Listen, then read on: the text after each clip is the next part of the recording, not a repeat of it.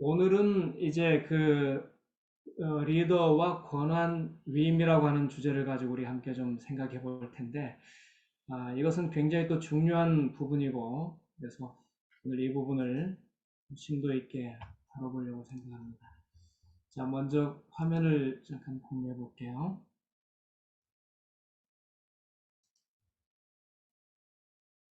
화면 나오시나요?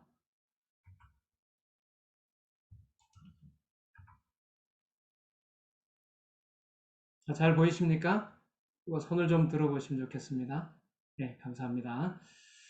어, 리더와 권한 위임이라고 하는 이 주제는 굉장히 중요한 부분인데, 많은 리더들이 리더가 되기 전에 그 일하는 방식을 계속 고수함으로써 진정한 리더가 되지를 못하고 있는 경우가 많습니다.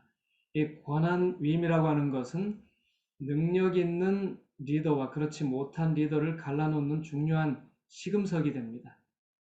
자, 이렇게 리더가 됐는데도 진정한 리더가 되지 못하는 이유는 바로 이 권한 위임에 있어서 서툴기 때문에 그런데 오늘 이 강의를 들으시는 우리 목사님들께서는 권한 위임에 있어서만큼은 전문가들이 좀 되셨으면 합니다. 자, 여기 부제로 리더가 되는 순간 일하는 방식도 바뀌어야 된다. 이렇게 제목을 붙여봤습니다. 자, 이 의미가 무엇인지 오늘 강의를 들으시면 확실히 좀 이해가 되시리라 믿습니다. 오늘 강의의 순서는 점액 위임이란 무엇인가, 또 왜 위임해야 하는가, 누구에게 위임해야 하는가, 무엇을 위임해야 하는가, 그리고 어떻게 위임해야 하는가 하는 그런 내용으로 좀 시작해 보겠습니다. 자, 먼저 위임이란 무엇인가? 우리 그 리더십의 분야는 굉장히 다양하죠. 우리 지금 강의 들은 것도 있고 아직 듣고 있는 부분, 들어야 될 부분이 있는데 비전 세우기, 또 비전 캐스팅, 그 다음에 또 팀 빌딩 전략, 그 다음에 선택과 집중하기, 그 다음에 위임하기, 그 다음에 동기 유발하기, 의사소통, 코칭과 멘토링, 의사결정, 갈등 조정 및 분쟁 해결, 이런 많은 분야 가운데 오늘 특별히 empowerment하고 delegation에 대해서 좀 살펴보겠습니다. 이어서 오늘 둘째, 셋째 시간에는 의사결정과 갈등 조정에 대해서 박성화 목사님께서 강의를 주시겠습니다. 자, 그럼 이 위임이란 무엇인가를 하기 전에 위임이란 무엇이 아닌가를 좀 살펴보도록 하겠습니다. 위임은 책임 전가가 아닙니다. 권한 위임은 내가 하기 싫은 일을 떠넘기는 것이 아니라 상대방이 중요한 일을 해낼 수 있도록 신뢰, 트레이닝, 감정적 지지를 통해 책임을 공유하는 것이다. 이 말 속에 굉장히 많은 뜻이 담겨 있죠. 되게 권한 위임 그러면은 내가 해야 될 일 가운데 하기 싫은 거를 누군가에게 떠넘기면 위임했다 이렇게 생각이 쉬운데 책임 전가가 아니라는 겁니다. 오히려 하기 싫은 일이 아니라 중요한 일을 상대방이 잘 해낼 수 있도록 믿어주고 또 훈련시켜주고 정보를 제공하고 또 감정적으로 계속 지지해주는 그렇게 함으로써 책임을 함께 공유하는 과정이 위임이다 하는 것이고요. 또 위임은 방임이 아닙니다. 위임은 일을 맡겨놓은 채 방임하는 것이 아니라 자원과 정보를 일을 제공하고 맡겨놓은 채 자원과 일을 맡겨놓은 채 자원과 네. 적절한 교육과 훈련을 시키면서 지속적으로 코칭과 멘토링을 해주고 필요한 피드백을 주면서 결국에는 목적한 성과를 내도록 이끌어주는 필요한 것이다. 피드백을 주면서 결국에는 목적 네. 자, 그래서 여기 방임과 이끌어주는 것의 차이를 여기 잘 비교를 해놨죠. 자, 그러면 권한위임의 의미가 뭔지를 이제 본격적으로 살펴보겠습니다. 권한위임 리더십은 기존의 리더가 가지고 있던 영향력을 조직 구성원에게 위임하는 것이며 상호 연대를 통해 책임을 공유하는 것이다. 또 조직 구성원에게 결정권을 주고 자원을 제공해주며 그들을 소중히 여기는 것이다. 결과적으로 권한위임은 정보와 지식, 감정을 공유함으로써 리더가 혼자 의사결정을 하고 문제를 해결하는 부담감을 감소시키고 구성원들의 자율성을 향상시켜 조직 성과를 극대화하는 과정이다. 지금까지 혹시 권한위임에 대해서 오해를 하고 계셨다면 이 문장들을 통해서 다시 한번 잘 정리해 주시면 좋겠습니다. 네, 여기 보면 내가 갖고 있는 영향력, 이게 리더십 아니겠습니까? 이것을 위임하면서 책임도 함께 공유하는 것이고 그들에게 결정권도 주는 것이고 거기에 덧붙여서 필요한 시간과 재정과 또 인력과 모든 것을 정보까지 제공해 주는 것이다. 그러면서 끊임없이 감정적으로 지지해주고 믿어주는 이런 과정이 권한 위임이라고 하는 것입니다. 그런데 이제 이 권한 위임에도 좀 더 깊이 들어가 보면 두 단계가 있습니다. 하나는 흔히 우리가 잘 알고 있는 empowerment가 있습니다. empowerment는 역할을 위임하는 것이다. 자신이 해야 할 역할을 다른 사람에게 위임하는 것을 말한다. 역할 수행에 대한 실행 권한을 위임하는 것이기 때문에 다른 말로 권한 위임이라 할 수 있다. 자, 이보다 조금 더 나아가는 이 델리게이션이 있거든요. 요 다음 단계입니다. 델리게이션은 책임을 위임하는 것이다. 책임을 위임한다는 것은 책임져야 할 결과물을 달성하기 위한 실행 방법을 스스로 선택할 수 있는 권한까지 위임하는 것을 말한다. 예. 이 차이점이 좀 잘 이해되신지 모르겠습니다. 대개 이 어떤 그 위임을 한다고 해놓고 끊임없이 개입을 해서 간섭을 하는 리더가 있습니다. 그렇지 않겠습니까? 이게 역할을 위임했는데 책임까지 위임하지 못하고 계속 간섭을 해요. 예, 그렇게 되면 난 그 먹을 위임을 지로 받은 전에 사람은 굉장히 그래와 하여튼 관리 부담을 뭐 갖습니다. 말씀 잘 하시고 네네. 예. 자, 그래서 이 권한을 위임한다고 하는 것은 어디까지 가야 되는가 하면은 역할 위임을 넘어서 책임 위임까지 가야 한다 하는 것입니다. 그래서 우리가 오늘 그 책임 위임이라고 하는 것이 과연 무엇인가? 책임 위임이라고 하는 것을 여기 자세히 그냥 설명을 해놓기를 그 나타나야 될 결과물을 달성하기 위해서 어떤 방법을 실행할 것인가 하는 그 방법까지도 본인에게 맡기는 것입니다. 그리고 그것을 믿어주는 것이에요. 한번 예를 좀 들어볼까요?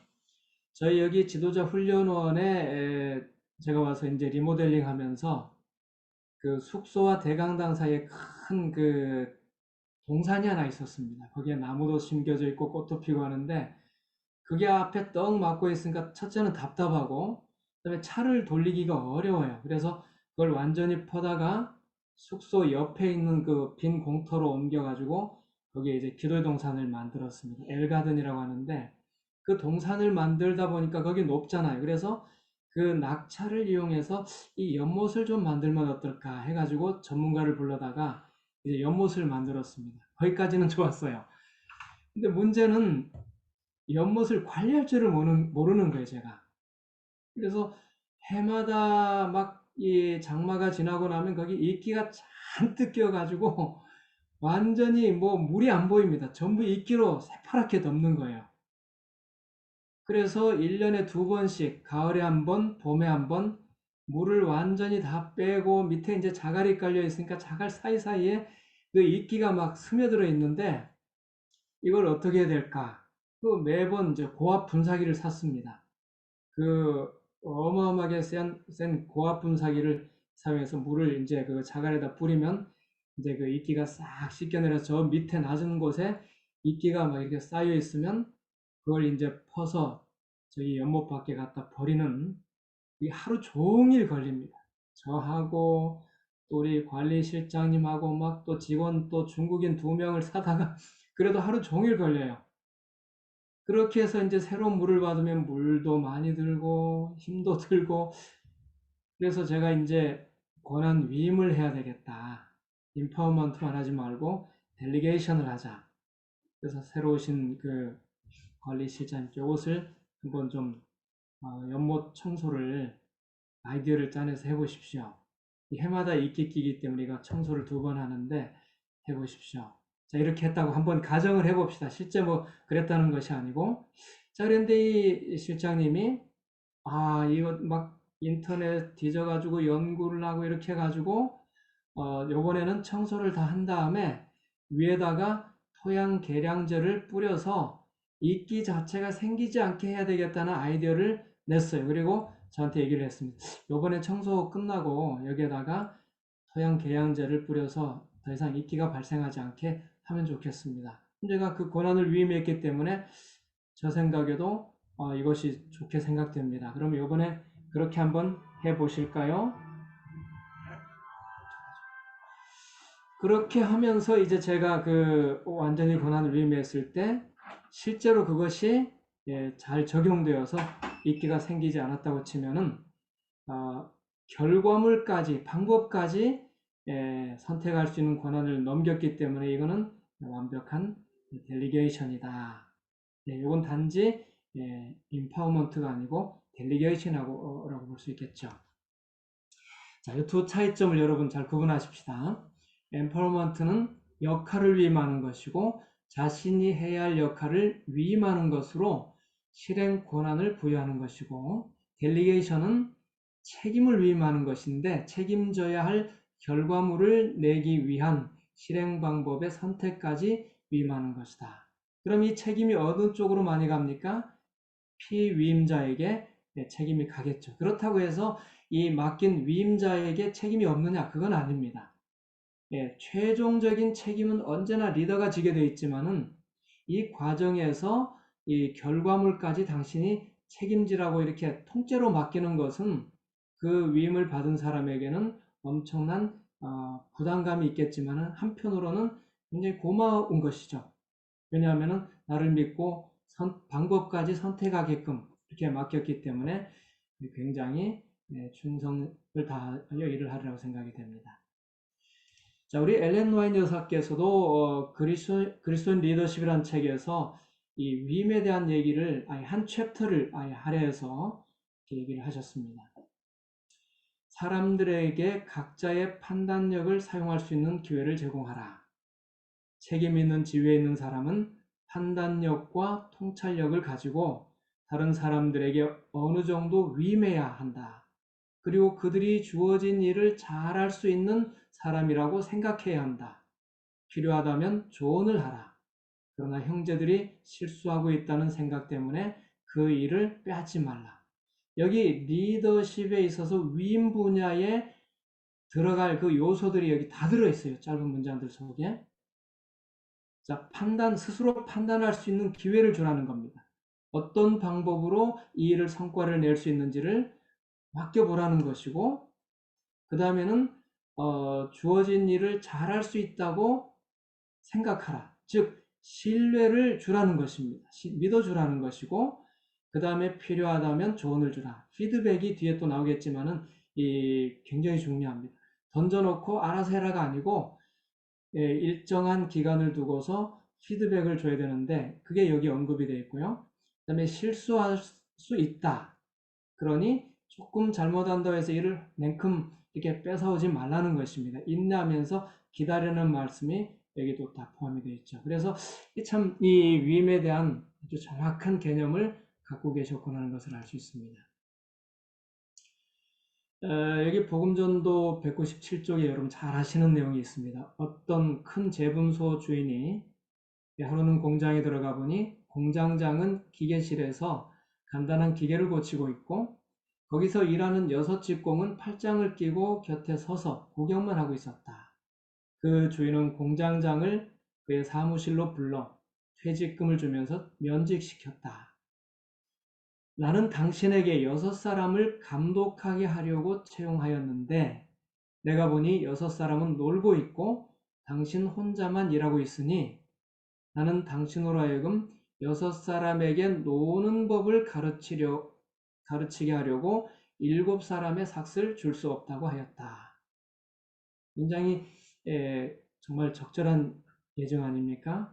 그래서 우리 리더들이 해야 될 일은 맡길 수 있는 일은 최대한 맡겨서 그들에게 일을 할 수 있도록 위임하는 것이 리더에게 있어서는 굉장히 중요한 역할이다. 많은 리더들이 자기가 리더가 되기 전에 하던 일을 습관적으로 리더가 된 후에도 계속하고 있기 때문에 엄격한 의미에서는 아직 리더가 되지 못했다. 이렇게 볼 수가 있는 것이죠. 자, 그럼 이제 왜 위임을 해야 되는가를 생각해 보겠습니다. 여기 그리스도인 선교봉사 68, 69쪽에 이런 말씀이 있습니다. 목사가 모든 짐을 다 지고 모든 일을 다 해야 한다는 생각은 큰 잘못이다. 목사들은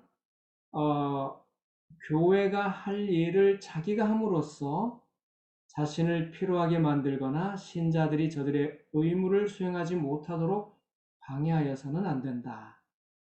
자, 위임하지 않으면 두 가지 면에서 실수를 범하고 있다는 것이죠. 첫 번째는 스스로 혼자 열심히 하다가 번아웃 되는 거예요. 스스로 지치는 문제가 하나의 잘못이고요. 또 하나는 신자들이 해야 할 일을 빼앗았기 때문에 그들이 해야 할 사역을 내가 방해한 결과를 초래했다는 것입니다. 그래서 위임하지 못하는 것은 번아웃의 문제가 있고 또 하나는 그들이 그냥 일을 못하게 팔짱 끼고 구경하게 만드는 잘못을 범한다는 것입니다. 요즘 우리 재림교회 목회자들 가운데 번아웃의 문제가 심심치 않게 대두되고 있는데 재림교회 목사들이 통계에 의하면 다른 어떤 교파보다도 가장 열심히 일하는 목회자로 이렇게 평이 나 있습니다. 그래서 심지어 휴가도 제대로 가지 못할 정도로 이렇게 열심히 하는데 아마 여기 오신 목사님들도 그런 부류에 속하신 분들이 많으리라고 생각합니다. 저도 가만히 이렇게 돌아보니까 지난 한 3년 동안만 보더라도 휴가를 쓴 날짜가 총 일주일도 안 되는 것 같아요. 잘못된 겁니다. 이걸 저도 이제 회개하고 금년부터는 좀 휴가를 해야 되지 않을까 하는 그런 생각을 좀 해보게 되는데요. 대개 어떤 직무를 맡게 되면 이런 그 5단계를 거치면서 번아웃으로 떨어지는데 첫 단계는 허니문 단계입니다. 무슨 일을 해도 지치지 않고 밤을 새도 피곤하지 않는 단계가 허니문 단계고 근데 이제 역부족 단계로 넘어가면은 왠지 몸이 좀 따라주지 않는 옛날 같지 않다는 느낌을 갖게 되죠. 그 다음에 이제 만성병 단계로 넘어가면 덫에 걸린 어떤 그 짐승처럼 막 움직이기 싫고 만사 귀찮은 그런 단계로 이제 넘어가게 됩니다. 그 다음에 이제 위기 단계로 가게 되는데 누가 건드리면 그냥 덤빌 듯이 그냥 이제 아기 머리 끝까지 받쳐 있는 그런 상태입니다. 더 이상 일을 못하겠다. 죽여라. 네? 이런 단계가 되는 거죠. 그리고 마지막 녹초 단계는 아무것도 하지 않고 가만히 있는 단계입니다. 혹시 여러분 중에 녹초 단계에 계신 분이 계시면은 오늘 이 위임을 꼭 배워서 실천해 보시길 바랍니다. 만일 여러분이 한의문 단계에 계시다. 정말 축하드리고 그렇지만 그 다음 단계로 넘어가지 않기 위해서 역시 고난 위임을 잘 배우신다면 계속적으로 한의문 단계를 유지할 수 있다고 저는 생각합니다. 자, 그러면은 이제 여기 봅시다. 왜 우리가 위임을 해야 되는가를 생각하고 있는데요. 큰 기관일수록 조직도의 최상위 자리에 불안하게 앉아있는 리더는 당연히 큰 짐을 지게 된다. 너무나도 많은 리더들이 그 짐의 무게에 눌려 무너져 버리곤 한다. 그 짐은 리더의 자리를 벗어버리고 싶게 만드는 충분한 요인이 되고 있다. 뿐만 아니라 기관도 손해를 입는다. 왜냐하면 너무나도 많은 경우에 리더들은 그 무거운 짐 때문에 그 직임을 떠나기 이미 오래전부터 창의성을 상실했기 때문이다. 이 위임하지 못하는 리더들이 그 높은 자리에서 그 모든 짐을 다 혼자서 짊어지고 끙끙 앓다가 언제 이 짐을 벗어버리나. 말하자면 아까 그 만성병 단계나 아니면 녹초 단계, 뭐 그 근처에 머물면서 빨리 이 자리를 떠나야지. 그것만을 손꼽아 기다리다가 일을 제대로 못하고 있고, 사실 그렇게 되면 기관도 손해고 본인도 손해잖아요. 그래서 이미 그 자리를 직임을 벗어나기 전에 창의성을 잃고 짐에 눌려 있기 때문에 상호간의 손해다 하는 것입니다. 그래서 여기 유명한 전도자 D.L. 모디는 이렇게 말했습니다. 나는 10사람이 일할 분량을 혼자 떠안기보다 차라리 그 일을 감당할 10사람을 찾을 것이다. 그 혼자 끙끙대면서 일을 하는 그 시간에 차라리 이 일을 감당해 줄 10사람을 찾는 것이 더 효율적이라고 하는 것입니다. 자, 그럼 지금까지 내용을 종합해 보면 왜 위임해야 되는지는 분명히 알겠는데 왜 우리가 위임을 못할까? 자, 위임하지 못하는 이유가 많겠지만 여기 한 6가지만 좀 추려보겠습니다. 첫째, 내가 일을 위임하고 책임과 권한을 넘기면 내 권한이 축소되지 않을까, 상실되지 않을까 하는 두려움 때문에 위임을 못하는 경우가 있습니다. 권한을 넘겼으니까 권한이 저 사람한테 가버리고 나는 권한이 없는 거 아닌가? 이런 두려움. 두 번째는 맡기긴 맡겼는데 과연 이 일을 잘 해낼 수 있을까? 불신 내지는 어떤 불안감. 이것이 권한을 위임하지 못하게 하는 방해 요인입니다. 그 다음에 맡겼는데 일이 안 되면 결국 이게 내 책임인데 책임이 돌아올 거에 대한 두려움. 그 다음에 또 일을 맡겼는데 저 사람이 너무 잘해버리면 저 사람이 다 빛을 서포트라이트를 받고 나는 어떻게 됩니까? 좀 소외되는 것이 아닌가 하는 두려움이 있습니다. 그 다음에는 또 자기 과시욕인데 나만큼 일 잘하는 사람은 없어. 내가 최고야. 그러니까 안 맡기는 거예요. 그리고 맡기긴 맡기더라도 그것을 충분히 잘해낼 수 있을 만큼 참아주고 기다려주지 못하기 때문에 결국은 그 사람도 못하게 되고 일을 망치는 경우가 많이 있는 것 같습니다. 과연 이 권한을 위임하는 것이 권한의 상실인가? 꼭 그렇지는 않다고 봅니다. 아까 여기 권한 위임에 대한 여러 가지 얘기를 했는데 위임 못하는 그 상황들. 근데 사실 우리가 권한을 위임한다고 해서 그 권한이 나에게서 없어지는 건 절대 아닙니다.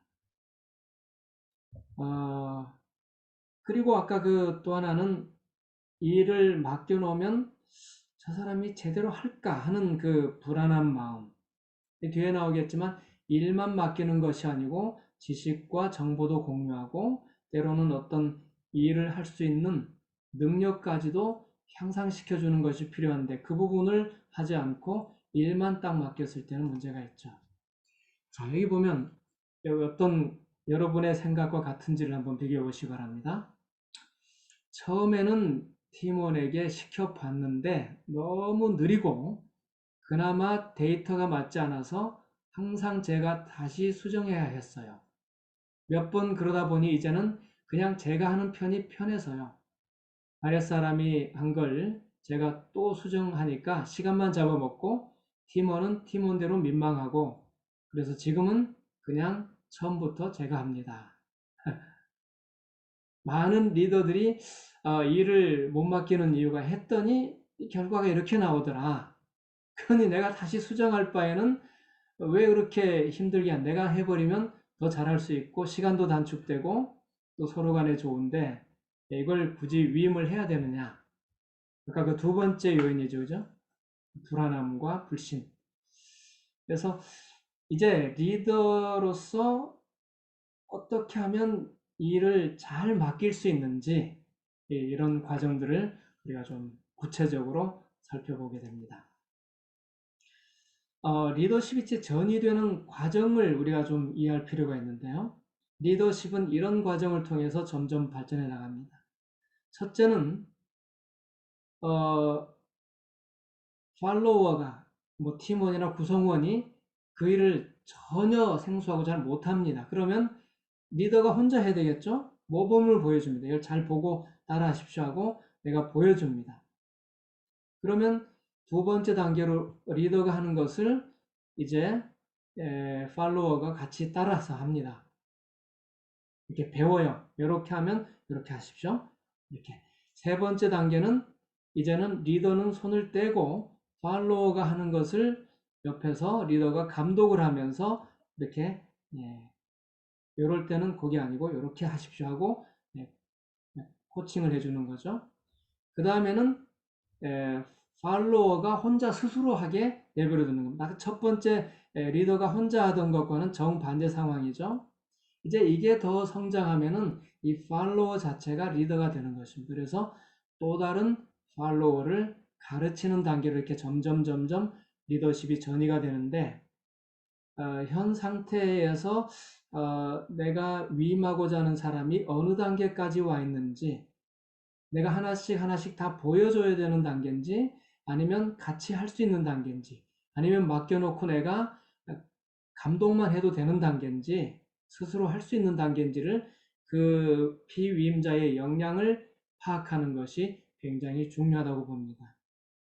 자, 이렇게 해서 우리가 위임을 했을 때 어떤 결과가 나타나는가?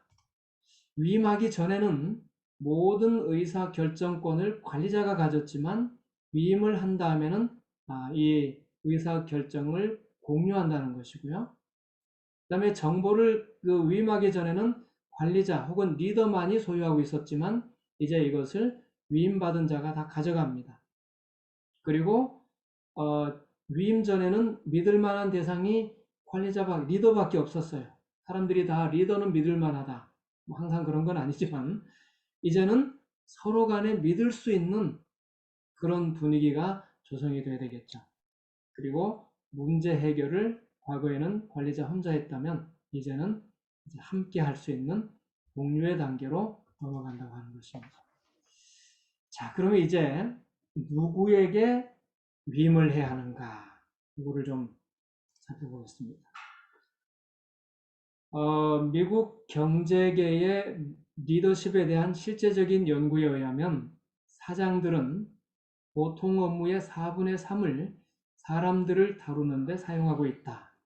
대부분의 사업에서 가장 지출이 큰 항목은 뭡니까? 인건비다. 한 회사가 갖고 있는 가장 크고 가치 있는 자산은 사람들이다. 그래서 사람들을 잘 관리하고 그들에게 잘 위임해서 그들이 일할 수 있는 능력을 향상시키고 업무를 분담해서 공유하는 것은 리더가 해야 할 일 중에 가장 큰 일이고 또 리더가 사용하는 시간 중에 가장 많은 부분이 여기에 사용돼야 된다. 이렇게 주장하고 있는 것입니다. 자, 아까 그 구성원 혹은 그 피위임자의 역량을 얘기했었는데 그 팔로워의 역량이나 성숙도에 따라서 우리가 위임하는 그 방식이 좀 다릅니다. 자, 팔로워 성숙도가 능력도 아직 없고 업무 의욕도 없을 경우에는 지시형으로 하라. 또 이런 리더십 형태가 있습니다. 능력은 없는데 의욕이 있다. 그럴 때는 코치형으로 가라. 능력은 있는데 의욕이 없을 때는 같이 으쌰으쌰하면서 능력을 북돋워줘라. 그러나 두 가지가 다 있다. 능력도 있고 업무 의욕도 있을 때는 맡겨라 하는 것입니다. 근데 많은 경우에 위임할 수 있는 대상이 이렇게 한정이 되어 있잖아요. 능력도 있고 의욕도 있는 사람들을 찾아서 우리가 일을 맡기면 좋겠죠. 그러면 능력도 없고 의욕도 없는 지시형 단계라든가 코치, 참여형 단계에 있는 사람은 일을 못 맡기는가? 또 그렇지는 않습니다. 이것을 우리가 계속 일구어서 마지막 위임할 수 있는 단계로 끌어올릴 수 있는 그런 것이 또 리더십의 중요한 부분인데, 이것은 오늘 다룰 부분이 아니고 또 다른 리더십 분야에서 어떻게 하면 능력을 향상시킬 수 있는지, 어떻게 하면 의욕을 불어넣을 수 있는지, 그런 것은 동기 유발 분야라든지 혹은 또 다른 선택과 집중 분야에서 다룰 과제이기 때문에 이 내용을 다 다루지는 않겠습니다. 자, 그러면 성경에서 이 위임의 사례를 여기 이제 우리 찾아볼 수 있는데, 모세가 대표적인 샘플이죠. 한 번은 모세가 이렇게 하나님께 하소연합니다. 책임이 심히 중하여 나 혼자는 이 모든 백성을 질 수 없나이다. 주께서 내게 이같이 행하실진대 구하옵나니 내게 은혜를 베푸사 즉시 나를 죽여 나로 나의 공고함을 보지 않게 하옵소서. 그러니까 너무 힘드니까 지금 차라리 죽고 싶다는 거예요. 제가 봤을 때 2단계의 모세는 아까 그 번아웃 단계에서 마지막 녹초 단계까지 간 거 아닌가. 아니면 그 전 단계인 만성병 그 정도 단계까지 가지 않았을까, 이런 생각을 해보게 됩니다. 자, 여호와께서 모세에게 이르시되 이스라엘 노인 중 백성의 장로와 유사되는 줄을 내가 아는 자 70인을 모아 데리고 회막 내 앞에 이르러 거기서 너와 함께 서게 하라. 지금 하나님께서 70인을 세우셔서 위임할 수 있는 단계를 밟으라고 이렇게 하시는 겁니다. 이런 이제 사례가 나오고, 또 출애굽기 18장에 보면은 이드로와 관련된 또 이야기 나오죠.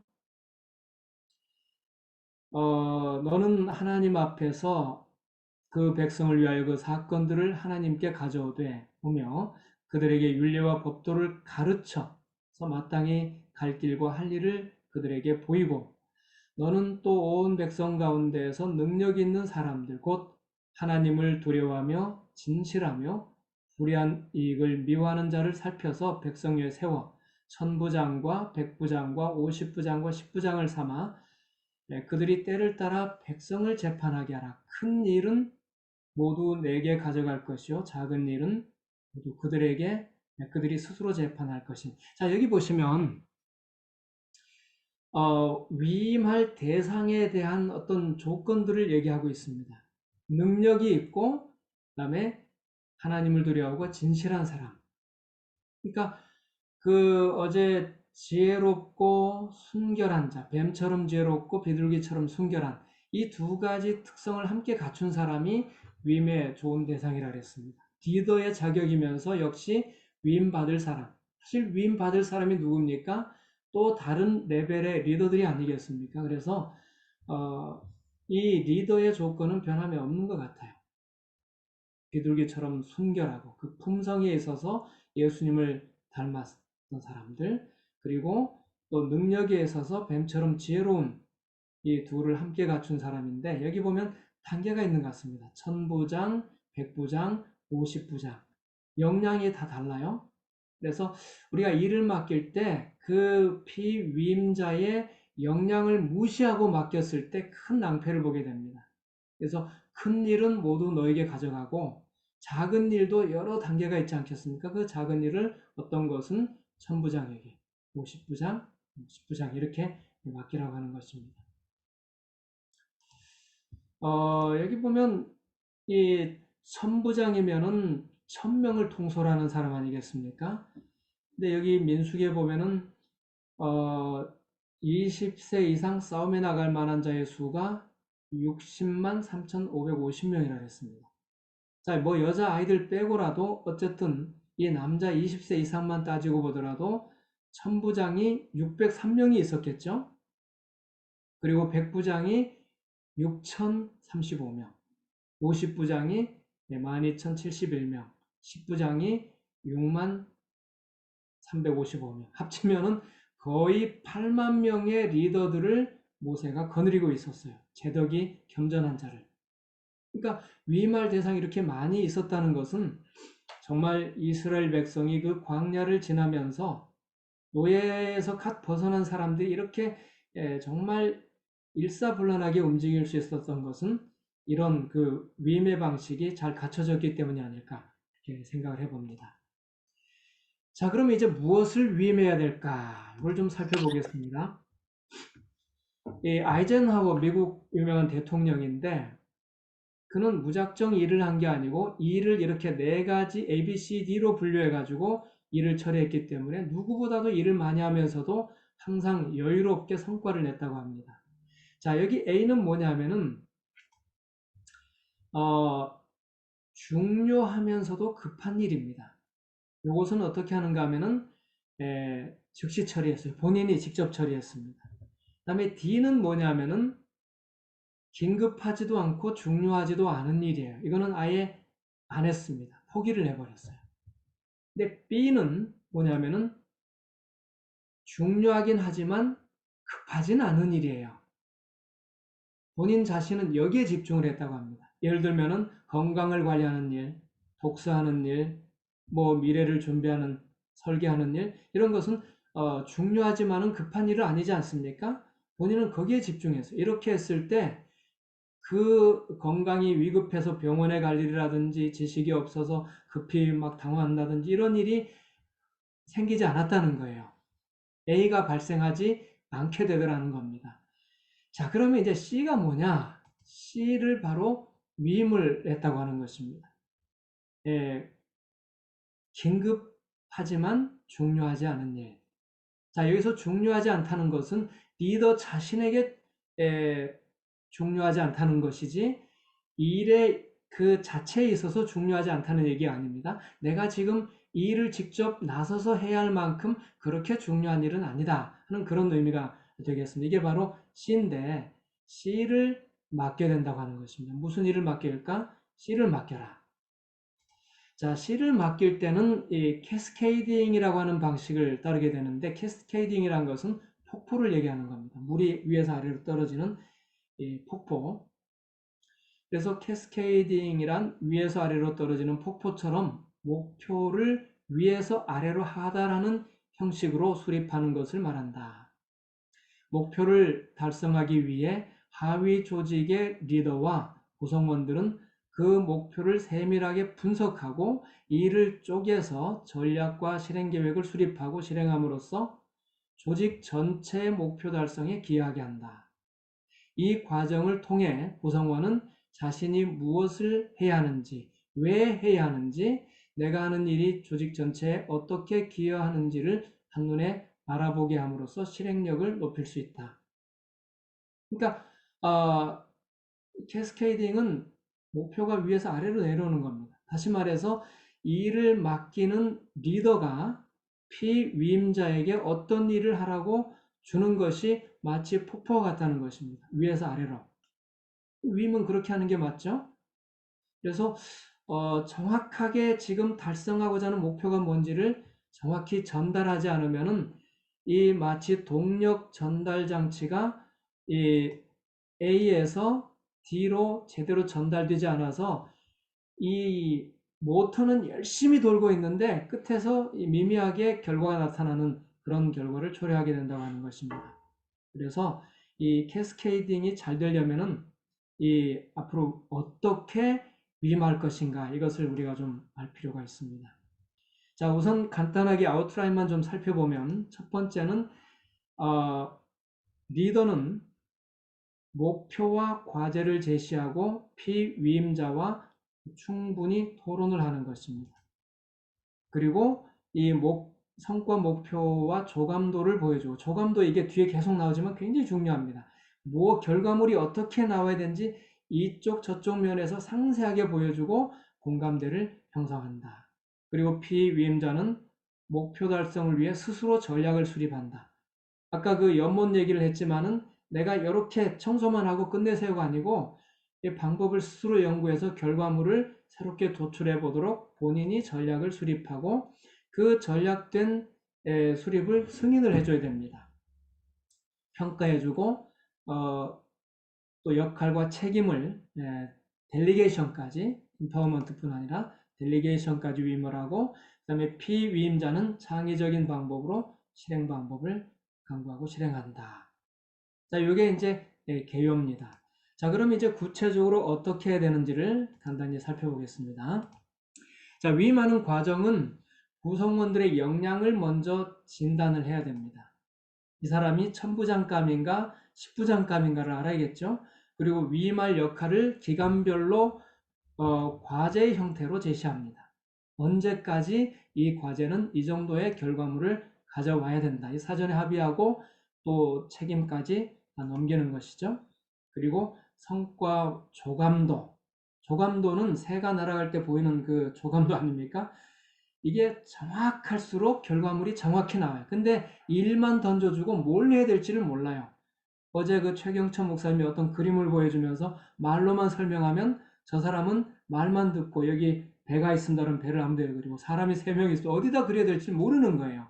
그래서 그림을 보여주듯이 정확하게 하고 거기에 필요한 자원이 뭔지를 의논하고 전략을 수립하는 겁니다. 그리고 구체적인 목표 실행 전략을 계속 코칭을 해. 간섭이 아니고 코칭을 해주는 것이고요. 수정해야 될 때는 과감하게 협의해서 수정을 하고 그리고 끝나면은 평가하고 피드백하고 칭찬을 해주는 것입니다.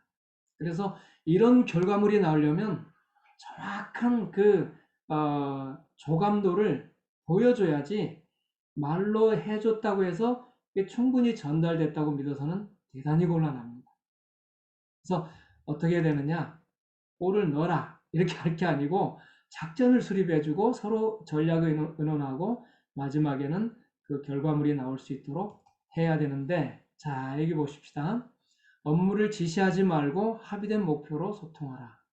질문을 통해 정확한 성과 목표 조감도를 완성하라. 성과를 내기 위한 현실적인 핵심 자원을 지원하라. 사사건건 간섭하지 말고 자율 경영을 응원하라. 관심과 격려를 아끼지 말고 적절한 피드백을 주라. 끝으로 여기 이제 위임할 때 주의할 점이 있습니다. 역량을 파악하기 위해서 작은 것부터 한 번씩 맡겨보는 겁니다. 이 사람이 50부장인지 100부장인지를 알아야겠죠. 기대하는 결과물의 조감도를 상세히 보여주라. 계속 강조하고 있지 않습니까? 이해되었는지를 스스로 설명하게 해라. 예. 그러면 엉뚱한 얘기를 하면은 다시 해서 완전히 내가 이해하는 만큼은 아닐지라도 거의 비슷하게 이해가 돼야 되는 것이죠. 또 누가 언제 무엇을 해야 될지를 이정표를 만들고 그 다음에 끝나면 자축하고 공을 가로채지 말라. 그리고 일을 잘하는 사람일수록 기간을 짧게 줘야 될까요? 길게 줘야 될까요? 길게 주고 또 일의 범위도 넓게 줘야 됩니다. 잘하는 사람에게 잔소리를 하면은 오히려 역효과가 나요. 저는 결론적으로 우리도 어떻게 보면은 예수님으로부터 대사명을 위임받았는데 이 세상 끝날까지 해야 될 세천사의 기별, 이 사명을 우리가 위임받았는데 이것을 하나님께서는 그저 책임만 역할만 맡기신 게 아니고 책임까지 맡기셨어요.